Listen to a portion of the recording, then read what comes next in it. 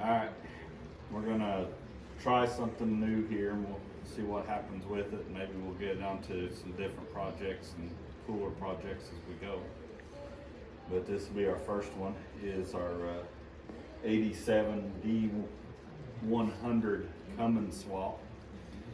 We previously had a VE pump Cummins in this truck, non-intercooled, just a cruise around, give good fuel mileage truck. The ejection pump went out on it. Didn't really want to spend the money on a new pump, so we come across a P pump 97 motor here, and we're going to go ahead and put the intercooler on it. We're going to do a few extra things to the truck as we got it apart here. It's got the Getrag 5-speed in it. We had to modify the floor pans to get all that in. We done a few things when we swapped it the first time.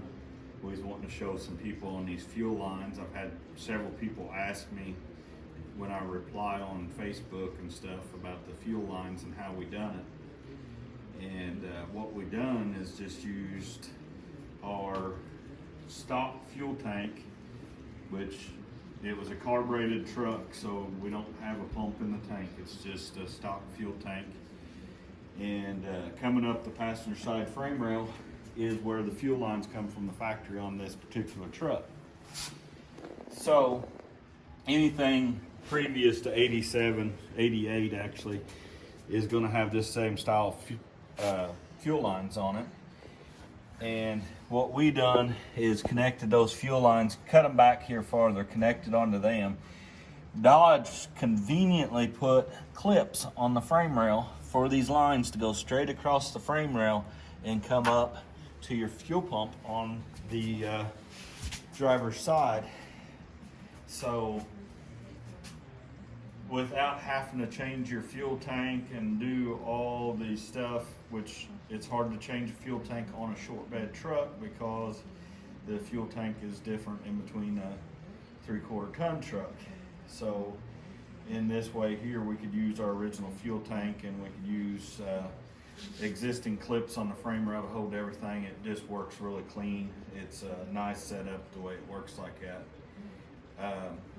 But anyway, we'll show you probably more of the truck as we go on with it. It's got quite a bit of stuff we've done over the years to it, and it's a combination of probably 3 to 4 trucks at this point in time to build this particular one. There's a lot of things we liked about different trucks throughout the years that we wanted. So we're going to go ahead and get to setting this new engine. We think everything's ready for it to set it down in. We've done changed the flywheel. We had changed thermostat housing, motor mounts. The motor mounts are the same in between a D-100 and a Cummins. Long as you have the Cummins mount for the engine, the mounts on the frame are the same, so you don't have to change anything there. It's a direct bolt in. Of course, you know, we had to change and put the springs and all that stuff under it, which is definitely made it drive better since we tried the D-100 springs in it to begin with, and it didn't like driving that way very well. So, but we're going to go ahead and hop off here, and we'll probably show you spots and stuff as we put this thing in. And once we got down in there, we'll probably start discussing more about some of the stuff that we done and where we're going with this truck in the future, and some of the stuff we want to do before we put it completely back together this time. So that's it for this one.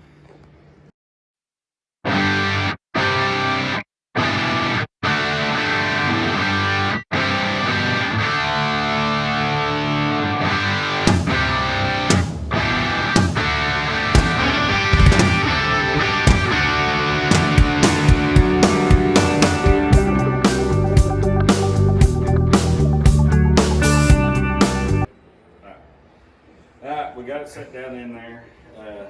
we've definitely found quite a few things different in between the two engines.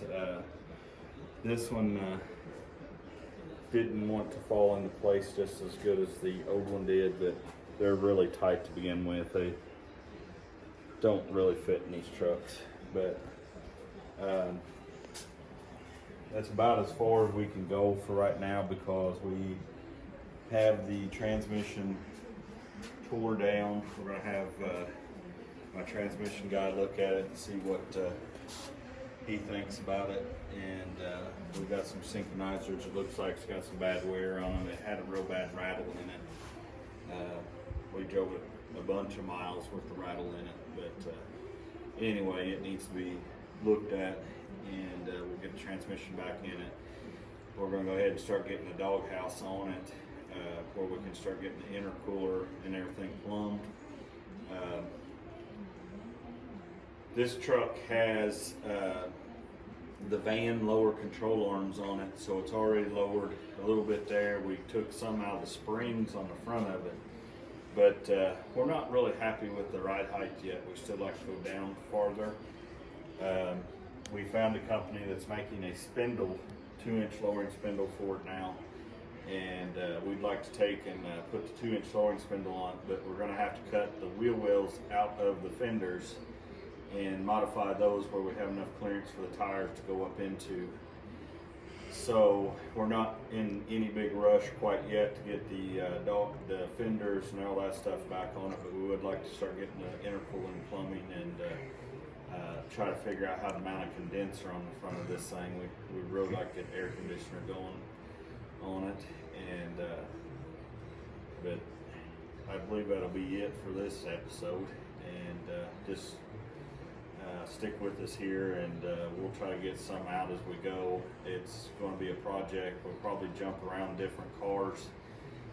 You can see we got a few cars in the shop here. We got a couple in the other shop, and I still work full time, so we'll do what we can and try to post at least a video a week from here on out and see where we get. But we'll keep going here on the shitbox Dodge as long as we can, and get it back going again and make a good cruiser out of it. But until next time, that's what we got.